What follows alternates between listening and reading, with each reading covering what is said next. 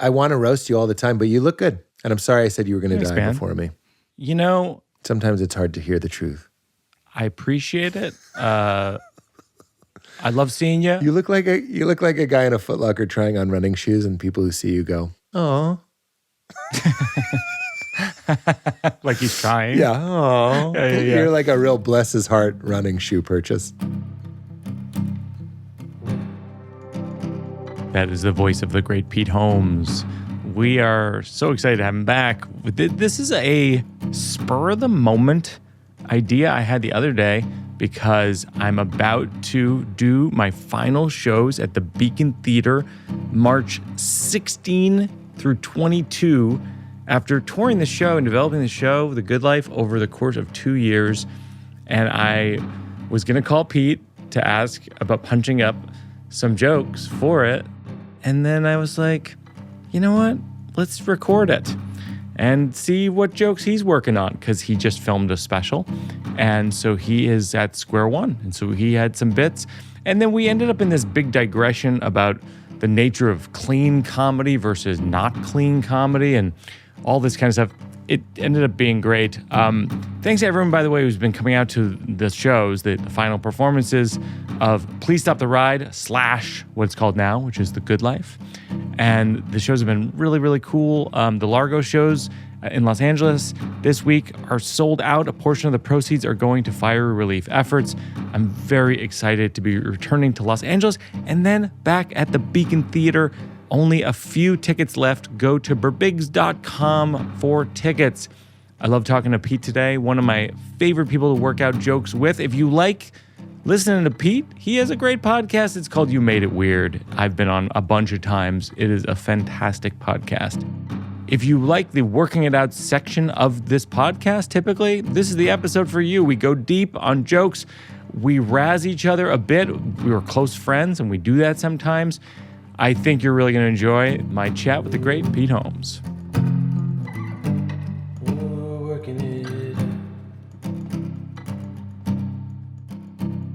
So I wanted to run a couple jokes because I was basically just going to call you the other day and run a couple premises by you. Because you talking through a burp is the truest you. Like you are the guy. I could be. That's fair. Yeah, that's fair. That's you. We love you, but it's like Mikey talking through a burp is how we'll remember you. Why do you say you'll remember me? As though you're going to outlive me in this kind of like overconfident way. It's just like, I can't take it. Am I walking around the world everyone's assuming I'm going to die soon? No. I would love to yes and that and like really tear into you, but that's too delicate. No, I'm not saying that. I'm saying when we are both long gone, they'll be like Mike Birbiglia, and people will be like, who? You know, the guy who talked through burps, and they'll go like, oh yeah. Mike Birbiglia. Oh God, that made it worse. That's what made you immortal comedically, is you had a very funny premise and then you turned it into a pun. Puns are back. That's a big part of my new hours. Puns are not back. Puns are not back. They'll never be back. It's 2025. We need all the help we can get. Puns, take them. I disagree. Mike Birbiglia disagrees? I think that Mike Birbiglia degrades what was funny about everything that came before it. Disagree. It's over. We're back to like birthday clowns. Just straight up entertain me. Make a balloon giraffe. I just need it. I need it. Look, and that's what puns are. Arguably one of my best jokes in my last special was onomata pizza. That the word pizza has pizza in it. Each of the Z's is a slice. The A is a slice. It's 5 slices. It's onomata pizza. In one word, onomata pizza. And did you say that the P looks like the thing they slide it out of the oven with? No, I should have though. I should have. There you go. There's a free one. There's a free one. It's a free one for never. For never. Yeah. For now. For now. But I think that, in my opinion, your pun has to be as good as onomata pizza. I have puns, Mikey, that are so good that I will not tell them to you now because they're some of the best parts of the act. I didn't plan I don't believe you. I will tell you off air that I have some puns that are onomata pizza level, and I'm so proud of them. Here's why. No one wants a pun that you set out to make a pun. If you're writing a joke and then there's a perfect pun, People can smell that, like real pheromone attraction. They love it. You can't fake it. You go, that pun deserves to live. Most puns, get them out of here. But if you get a perfect onomatopoeia, we love it. Well, that was the famous thing Jay Leno said about Michael Jackson jokes. Michael Jackson jokes, if you have a Michael Jackson joke, better be the best one. Yeah, and he sure tried every other one, too. He tried every other one. Yeah, take it from him. He looked for them like truffles, and then he found a couple good ones. Wait, so you and I were talking on the phone yesterday about clean comedy versus not clean comedy, and it was funny because, you know, the younger producers on the show, Mabel and Gary, are less familiar even with the concept of clean comedy. But in our generation, it's a huge thing. Yeah, it is. And how would you define it? How would you define it? Because I think in terms of the listenership, I would say like half the people know and probably maybe half people don't think about it. Well, Mikey, I lost sleep last night because we talked about clean comedy because I was trying to define it. Well, yeah, I think because you and I grew up in the same kind of like 1980s Massachusetts Christian background. And I think you and I both have that kind of good boy. Yes. I think even Alex Edelman, I think, has a joke about this in his special Just for Us about wanting to be a good boy. And I feel like it is a Massachusetts thing. It's also a trope for lots of people. I think everything that happens psychologically just happens more in Massachusetts. That's a funny take. But I've never heard that before. That, by the way, you know, Jenny was here in the studio with me a few minutes ago, and I was like, "What would you ask Pete?" And she was like, "It's just an observation about Pete, which is that Pete is." He is a fountain of humor all the time. And whenever you're on the phone with him, you're always like, hey, write that down, Pete. Hey, Pete, write that down. That thing you just said, write that down. And it's literally, the thing you're saying about Massachusetts is a bit, by the way. I want to be clear, that's a bit. Everything that is psychologically disturbing about the country is more. Well, when I say the country, it sounds political. I just mean everything that's always been happening with men, women, children, families happens at an extreme. And Mikey, I'm being real. My favorite joke, it just so happens that the hour that I'm doing right now, the new, not the one I just filmed, but the new, just so happens to be pretty clean. Yeah. Like there's one bitch, I say bitch, but in the voice of Kermit. That kind of softens it. Okay, sure. It does soften. I think that keeps it in bounds. And there's one joke that I really love about stopping Hitler by, I don't want to kill baby Hitler. People always talk about killing baby Hitler. I don't want to kill baby Hitler. I want to push Hitler's dad off of Hitler's mom at a key moment, like while they're having sex. And the joke is, and you couldn't ruin this joke. I've heard this joke 1,000 times, and I laugh every time. It's my favorite joke. And Hitler's dad goes, I push his sweaty, naked ham body off of him, and he spins, and he goes, Mein Jesus, no! Right? Is that clean? It feels pretty clean to me. You think so? I don't know. I just don't. I'm over here going, I don't think of it that way, I guess. I don't know. Here's the benchmark, though. Gaffigan would not do that joke. Bargatze would not do that joke. Yeah. Neither those are archetypal clean comics at this moment. Gaffigan, Seinfeld wouldn't do it. Oh, either. yeah. Gaffigan, Seinfeld, Nate Bargatze are all super clean.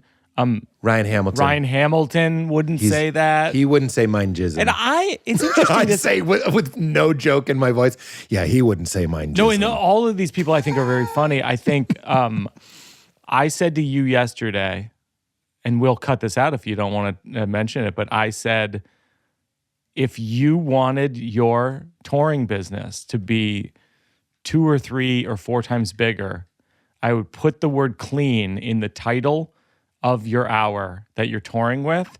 Because what I'm noticing, and this is by accident, is people are coming up to me out of nowhere and just going, I loved your hour. It was so clean, and I did not intend that at all. Yeah. And by the way, I don't even view it as clean. Like you're saying, like I talk about, I mentioned masturbation and porn and things that are, I mean, for God's sakes, I'm talking about my dad having a stroke. It's pretty intense, actually. Yeah. The topics are very adult. This is helpful to me. This is what I lost sleep over, going like, can I do that Hitler dad joke? And I was like, I came back to the title for my special, I went through a lot of things. I went through a lot of ideas, and I think I'm close to calling the next tour the PG-13 tour. I think that's the cleanest, fastest way to say all new, mostly clean, all funny or something like that. But like mostly clean. Because I don't think you can claim, if you call the tour Clean Pete or something like that. Yeah. People are going to be, I think that be in their rights to be a little disappointed that I'm talking about Hitler's dad jizzing. I think that would be over the line, even though I'm not swearing. I happen to think in my marrow that is a clean joke. I think we've talked about this before. There's clean and there's ugly. But I think I'm very close to having an hour where I don't have to say fuck or cock or all these things that I love to say. I think I can take out a lot of the like sex stuff. I don't have any sex stuff really. I don't have any porn stuff in this hour. So if the dirtiest joke is about stopping Hitler from being born by pushing his dad off of his mom while he climaxes, I'm like, I feel like I can hide under the umbrella of mostly clean. Call it the PG-13 tour. What do you think? I'm for the PG-13 tour. I think that's a good title. I think the graphics line up really easily because it's got the famous MPAA symbol. I think it's great. I think I have a theory on the cultural obsession with clean comedy. I do. I have endless theories, but go on, please. So I'll say mine and then you say yours. Mine is you have some of the great comedians of the last 30, 40 years are Lenny Bruce, Richard Pryor, maybe Eddie Murphy, maybe George Carlin, right? And then maybe Chris Rock, right? I'm just like laying out like a handful of comedians who we can all agree like are trailblazers in certain ways, etc. They all curse. They all curse, for sure. A lot of people are going to comedy for the shock of someone who's unafraid to speak honestly. Yeah. Right. So, in the wake of those extraordinarily popular comedians, you have a generation of comedians who curse because they're modeling what those guys did. That's true. And I started... And then they stink. Yeah. And not all of them. Not all of them. No, I know what you mean. They just, by the laws of odds, let's say you have a thousand comedians and 800 stink and 200 of them are really good. So the 800 who stink, people who go and they see that person cursing and talking about sex and all this stuff and they stink. And you're just going, oh, what's wrong with it is that they were dirty. And it's like, no. What's wrong with it is they stink. They stink, yeah. I completely agree. Look, I'll talk out of both sides of my face. On one hand, I can really appreciate clean comedy. Nate Bargatze is one of my all-time favorites. And when I see Nate, I see someone being authentically themselves, right? And the parallel for me is a magician who does card magic. There's David Copperfield, who's got, tigers and hoops and flying. And then there's David Blaine, who's just doing card magic. To me, clean comedy is like card magic. It's like, look, I can wow you with just 52 cards. And that's kind of like, I can wow you and I'll be clean. It's just kind of more impressive. It's juggling blindfolded. I'll leave out these 9 words that I know are going to push your buttons if I say them. You could go on stage and just yell fuck. You'll get a laugh. You'll get a little laugh. It won't be a big laugh. Depends on how you perform it.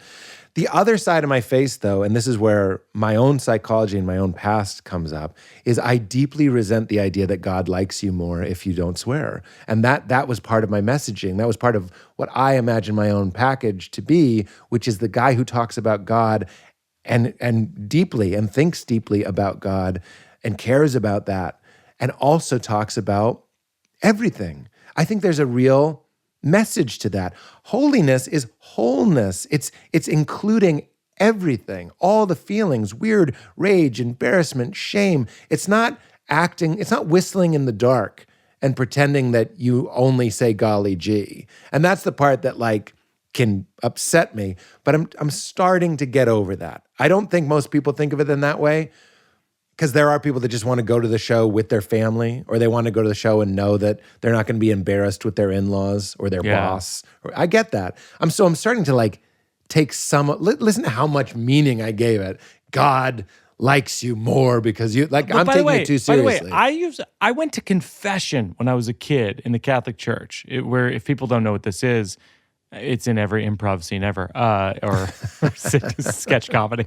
Or but it's you and a priest for some reason behind closed doors. And you're explaining.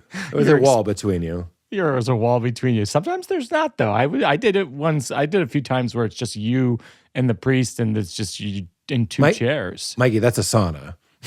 You were in a sauna. If there's no wall, it's no longer a confessional. Oh my God, that's right. It was a sauna. We were naked and I was sweating.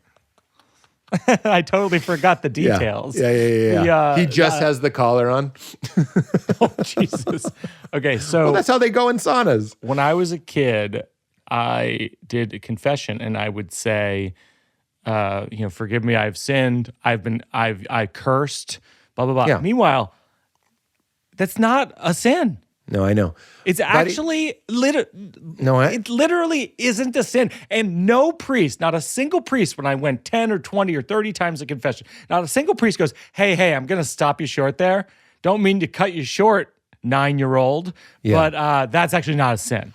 Because it's not in the Bible. It's not anywhere. I'm sure some of them were thinking it.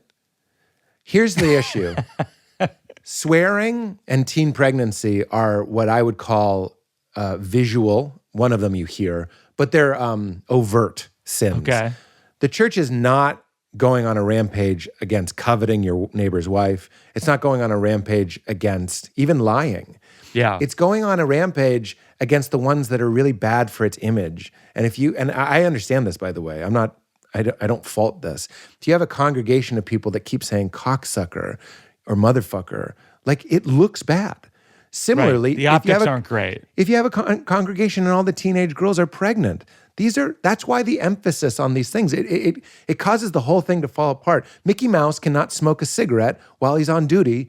You know what I'm saying? Like, it's wrong. So we're not even talking about sin or theology. We're talking about marketing. And I don't say that dismissively or to put it down. I'm just saying that's just good business. You should tell the kids not to swear because it looks bad. See, I think you should. I mean, I'm not laughing because I feel like what you're describing is like a great thesis and like a setup for jokes. But I think if you did this with jokes, I think it would be really good in your show. Because I feel like people don't think about this that much. Like that a majority of the things that you're essentially going to confession and saying, I've sinned, I did this wrong, actually aren't things that are necessarily wrong. Right. Yeah, I mean... So, whereas, by the way, saying the Lord's name in vain is technically a sin, right? According to Christian theology. Saying the Lord's name in vain doesn't mean saying Jesus Christ when you stub your toe. It means swearing by Jesus, by Yahweh, and saying you will do something and swearing on his name and thereby saying it in vain. It wasn't saying, oh my God. It was saying, I say by the name of Yahweh that I will give you this, and land. It was like a legal thing. Not legal. It was more like a document. It was more like your word. It was like, don't pledge Yahweh to something that you're not going to do. That would be using his name in vain. I swear by Yahweh, we will this, and this. Right. That's using the Lord's name in vain. But we turned it into some bullshit. But it's interesting, like when I was starting out and I was toward the South, the thing that they would object to was not cursing. Yeah. But it was saying the phrase "God damn," or I would quote my dad going, "God damn it, I'm eating pretzels" or whatever, and they would go, "Actually," when I come off stage, they go, "Don't say the GD word." My mom is the same way. She hates. I have a joke in my new hour where for some reason I say Jesus Christ, even though I don't say that. I don't really say that in my everyday life. But, without being too self-important here, there's time, you're writing a joke. It's like a little piece of music, and Jesus Christ is the right attitude in that moment. It's a joke about how the people who are bad at changing pronouns based on someone's gender identity are the same group that get really mad if you call their truck a car. And I go, let's take your car. And he goes, it's a truck. And I go, Jesus Christ. That's the right kind of exclamation in that moment. It's better than any other. I tried other ones. And I know my mom is going to be, upset about that. Right. Which is so funny to me. I'm like, what a beautiful joke. I'm defending, sticking up for a group that, comedians have been putting down. and she'll only get lost in that. And again, but even that, and I don't want to make this whole podcast about, I'll just say this. There are things I would like to get over because it feels good to get over things. I'd like to get over what it means to be clean and just be like, maybe it's just nice. Maybe it's just fun. Well, Maybe it was funny because you said to me yesterday, I go, you should consider you could double or triple your business potentially if you went out as clean. And you were like, I'm paraphrasing, but you were like, I'd rather be dead. Well, because I am an artist. Let's put on my artist hat. It has a feather. There's a part of me that's really like, I'm an artist and I didn't get into this to not tell you how I feel, exactly how I feel. And when you grew up in a household that rewarded you for being this whitewashed, clean, fake version of yourself, of course, when I became a grown-up, I couldn't wait to be like Bill Burr. Look, the other argument is Chappelle, Burr, Louis, Shane Gillis, I'm just talking about big comedians, Segura. These are people out there that are having their cake and eating it too, as far as I'm concerned. But your point is about those comedians is that they can lean into that because their audience is like there for it. They're there for it. And I would like to find, it's proving, look, I'm happy with my draw. Would I like to have this next hour? I think this next hour is ready to be a theater act. It's ready to be an exclusive, like a larger audience. I think it's for more people. I think calling it PG-13 might help reach more people. But I would also secretly, in my dream of dreams, I'd like to find people that are like, I'm a good person. I'm an interesting person. I'm a thoughtful person. I'm a kind person. I care about the meaning of life. I care about our shared divinity. I care about God, whatever you might want to say. And I like hearing jokes about Hitler's dad jizzing on the carpet. Like, I sort of, that would be my dream of dreams. But if that's not going to happen, we'll call it PG-13 and see if I can't rope in a bigger group, because I'm very proud of my stand-up. That's where we started, is I'm out here trying to sell TV shows, and you were like, you're such a dear friend to me, because I was like, I don't know, do I really want to sell a TV show? And you were like, if you were in the top 200 in the world at anything, why would you try and do something adjacent to it? Yeah. And I'm like, yeah, if I could tour bigger, I would happily just do stand-up. Yeah, What if are you were a nuts? top 200 computer programmer in the world, you wouldn't be like, I should really spend more time sailing. It's so funny. It's but ridiculous. honestly, I hope everyone listening out there has those touchstone friends, those anchor friends. Just to anchor this in reality, what I meant was top 2,000. Very funny.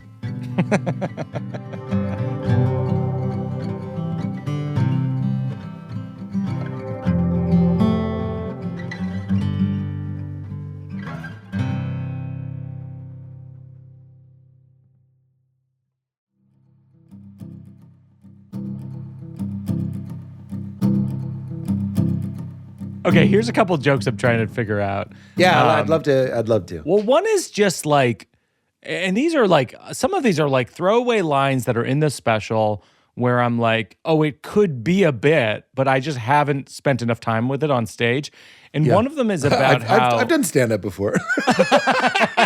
I'm just saying what you're saying is such a relatable thing. It's like, that could be something, but I just keep saying it. One of them is, it's a thing about rosary beads, which is I have to explain, because I talk about how when I went to meet the Pope in June with a bunch of comedians, they gave me rosary beads that were blessed by the Pope.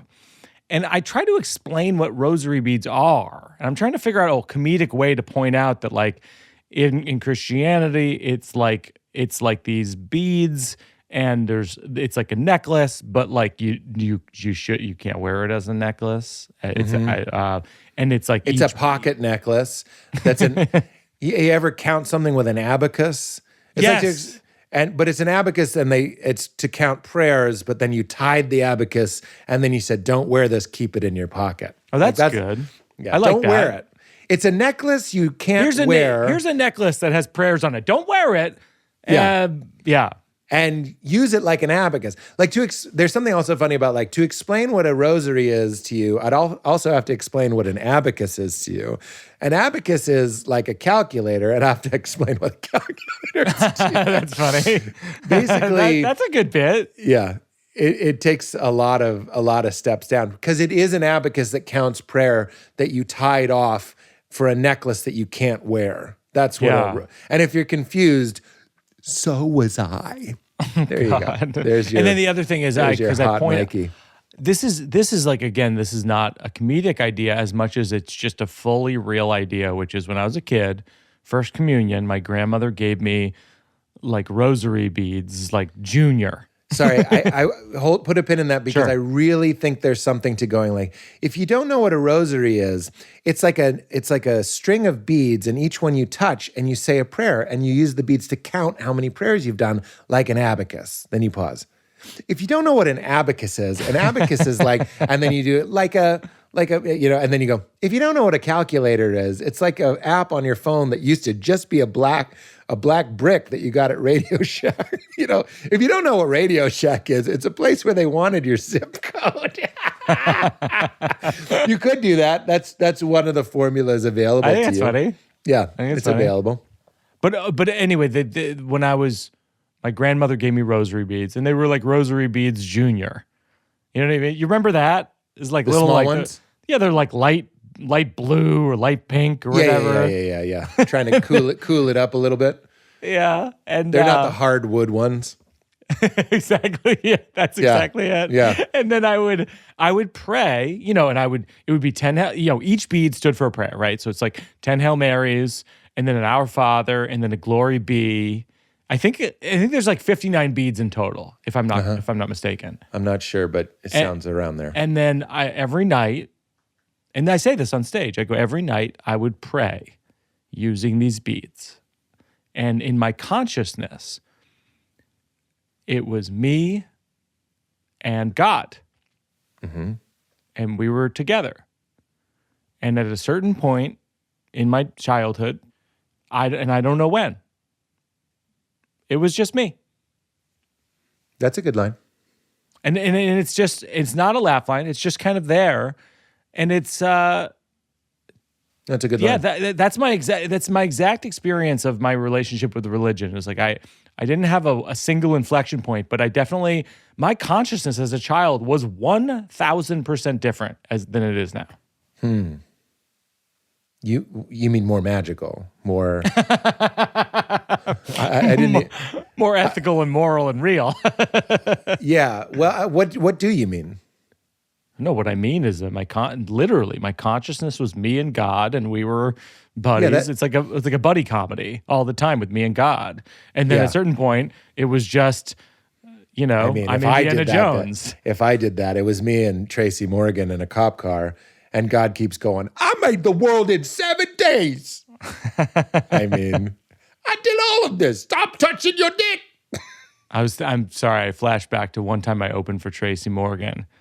And it was funny. I opened for him at Georgetown University once. It's like years after I graduated. And it was the dirtiest, it was the quintessentially most dirty kind of like eating ass, just every sexual specific kind of the audience just being like, and it was so funny because he came off stage and he goes, we gave them what they wanted. Like he had no sense that there was a disconnect. Wow. He's like, that's what they wanted. That is... I was like, okay, sure, maybe that's what they wanted. I don't know.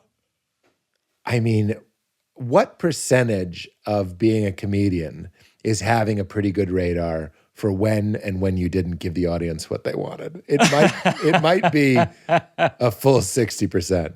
I'm not sure. Like interpreting laughs, interpreting silences, interpreting body movements, all that sort of stuff. I feel like that's the main skill. So that is a chilling story. That's a chilling story. That story isn't funny to me. That's chilling. And then the other thing I'm just trying to develop is this thing I had the other day, which is when I was a kid, most of what I would see of my dad is he'd come home at 8:00 at night from work, and he would sit in the corner of the living room and read a war novel and scowl. And then people would be like, your dad's a great doctor. And I'd be like, all right. Like, I don't know. He's not my doctor. Like, if you said to me, like, your dad's great at reading war novels in the corner and scowling, I'd be like, yeah, I can vouch for that. That is very funny. I have no notes on that. There's something also, maybe it's very Boston, I don't know, but other people telling you who your dad is really funny. And it's true. It is, right? They have to be like, your father's like the mayor of Somerville. And you're like, all right. Although I did see my dad sometimes being that gregarious and loved.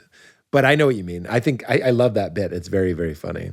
I also like, you know what I think of is, can you imagine if you or I worked like our fathers did? Like if we allowed that and just went to work. My dad would go to work at like 5 a.m. Not really. He'd take us to school, I guess. So 8 a.m. And then he'd work until, like you said, like 7, 8 o'clock at night. Today is the first day off I've had in a while. Day off meaning like a day where I can actually like focus and work because I've been solo parenting. If I get 4 hours of work in today, I'll be like, I'll give myself a Peabody Award. You know what I mean? Like I'll be so pleased. Like a prestigious one. A Peabody Award. Peabody. I liked it. Puns are back, baby. Coming at you with puns. We need all the help we can get. Because I know you love them. I don't think I gave you a single. I gave you how I would have done your jokes. They're great. Those are great. But look, people should know this when they're listening to the podcast. This is a kind of a macro thing that people who are following the podcast should know. Because sometimes people will, Jimmy Kimmel came on and he was like, you don't really work out jokes. And I'm like, I am working out jokes. It takes a long time. Yeah. A lot of it is pushing around the sand and just going, oh, I'm going to drive to visit my dad in Rhode Island today. It might come to me in the car, something that Pete said, except it'll come out in a different way. Yeah, you're right. That's why I think it was Jon Stewart, name drop. He didn't say it to me, but he said the writer's job isn't to write the joke for you. The writer's job is to say something to you that makes you think of the joke. 100%. And that's 100%. 100%. Yeah. And even like, it's interesting because like what's my director, Seth Barrish, does for me, and he's unbelievably good at it, is he repeats back to me what he hears in the show. So he'll go, so what I'm hearing is, your dad's going through this thing, and then you went home to visit him, and then you felt this way, and then he did this, and you did this, and he'll say in his own words what it is he heard me say. Yeah. And when I hear that, I go, oh my God, that's what you're getting? No, it's about sailing. You know what I mean? It's like I completely relate. No, it's about coin collection, or it's about whatever. It's about avarice. It's about being greedy or something. Yeah. Whatever the thing is. And I go, it helps me to have a friend like Seth or a friend like you to repeat back what you're hearing. I go, oh, okay, that's super helpful.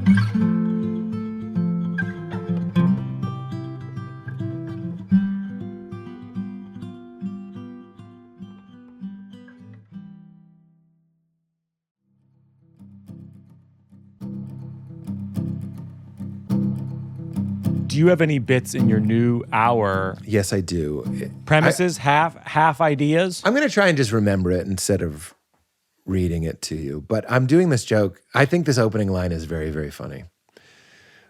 That's a weird way to start this, but I go, the things my wife thinks you can recycle. I just think that is so funny. The optimism. I open up the dry trash, the recycling, and I just see like styrofoam. I'm like, sure. Nice try. Sure. Nice try. And I'll have to clean this up if I want to call it PG-13, but I go, you fucked the earth.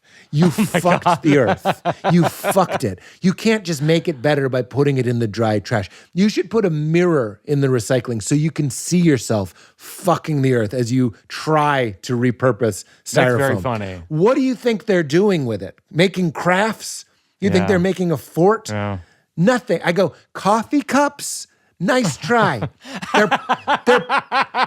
They're plastic lined. What do you think they're going to do with it? But then I go, but look, I get it. we've all tried to recycle a battery. We're all just throwing in D batteries going, I'm not recycling, but I trust somewhere in the process, someone will know how to recycle this. Yeah, let's kick this can down the road. Literally, let's kick this can down the road. That's very funny. And then I go, oh, that's good. And I go, I already have a job.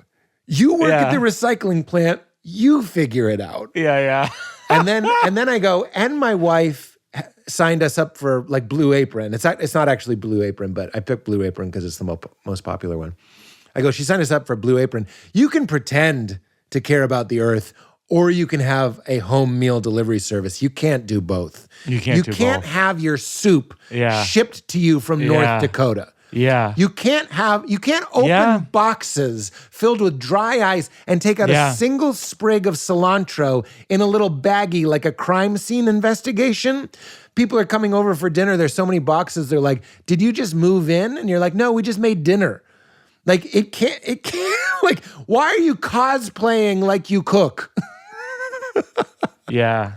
Let me tell you a less baked premise because I feel pretty good about that. I don't wear shorts. How can I expect my daughter to respect me if I'm wearing shorts? I find that so funny. If she can see these two pasty khaki legs covered in the lightest wisp of peach fuzz, and I'm like, go to bed. Like shorts, men, it's a very weird take, but I'm like, men's legs are so ugly. Two mozzarella, like string cheese legs covered in cinnamon. Like you look like a college freshman on the way to the showers. You know when you're at the airport and you see someone wearing a neck pillow on their neck as they walk around buying coffee? Yeah. That's shorts. That's shorts. That's shorts. Shorts is just, you look like you're in your underwear. Grow up. Grow up. Shorts? I'm sorry, you're so hot you have to let your fucking calves out? They look like fucking forearms? Get out of here. I'm gonna co-sign this take. I think this is a strong take. I don't think I've ever seen my dad in shorts, and he has my respect. I don't care if it's 1,000 degrees out. I'll never wear shorts. I'll wear a bathing suit. Yeah. But I'm not going to wear shorts ever. Ever. Yeah, that's a great take. I mean, I don't have anything to contribute to the bit other than to say, I see you, I hear you, I feel you. I think it's a great premise. I do think it should go somewhere else. What do you? Like, I think yeah. Like once you've established that as an idea, I would say it'll show. Like itself. I would, if I'm talking about another topic, I would say that's the shorts of blank. Yeah, that's the shorts of blank. Because I think you've established it as a vocabulary of like, no, it's the thing that we shouldn't see. Yeah. I hear that. Here's one that I think you can help me with. I have this joke. It's one of my favorite jokes about like sex leads to kids. That makes no sense. They don't have anything to do with each other. And then I go, can you imagine the first pregnancy? Like two cavemen had sex in a way that we wouldn't even recognize. Like we're all trained to have sex from movies and pornography. They're just going at it like animals. And then then 9 months later, after that romp under a crabapple tree, the woman's belly is huge. Like, how long did it take them to go, do you think this is... That's good. Do you think this Do you think... Like, wait, I'm just gonna throw spaghetti against the wall. Do you think this could be... Yeah. From it was the other almost thing? a year ago. And Is you're going, possible? Is it possible that... No, it was less than a year, though. It was less than a year. We were naked and feeling good. Do you think this is that? I go, you would guess witchcraft first. Like, that's a more reasonable guess. Totally. You'd be like, did you upset a powerful woman? And then you'd go, do you think I'm allergic to something? Like, did I eat something? Like, I'm swelling up. And then a baby comes out. And then I go, the baby, when the baby's first born, looks like the father. That's the way of genes telling the dad, this is your fault. Right. That was the crabapple tree. It is because you had an orgasm. Right. But and one way to look at it too is this: to take it somewhere else. It's like, like when you order a toaster oven, you don't even read the instructions. You throw the instructions out. Imagine if it was that, except there's no instructions. It's just the human body, fully no instructions. Yeah. No instructions. Yeah. And it's like kind of sex, crazy to think about. Sex kind of makes sense. It does make sense. That's where your parts are. These are where my parts are. They line up. It feels good. It's rewarding. But why on earth would you go, and now we have a baby? Yeah. No, the counterintuitiveness of it is shocking. I mean, I was going to say, like, you look at, like, the cave people probably looked at animals. And they were like, oh, okay, something there is similar to us. I mean, that's probably how they arrived at it, right? I mean, this is non-comedic, but that's probably it. No, I appreciate non-comedic because for sure, I was thinking they looked at other people, but that still means there had to be the first people that did it. But there were animals that they saw that occasionally like shit out a baby, and they'd be like, I wonder why. Don't say that again.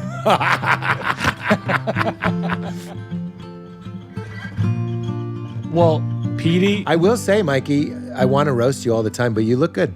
And I'm sorry I said you were going to die man. before me. You know, sometimes it's hard to hear the truth.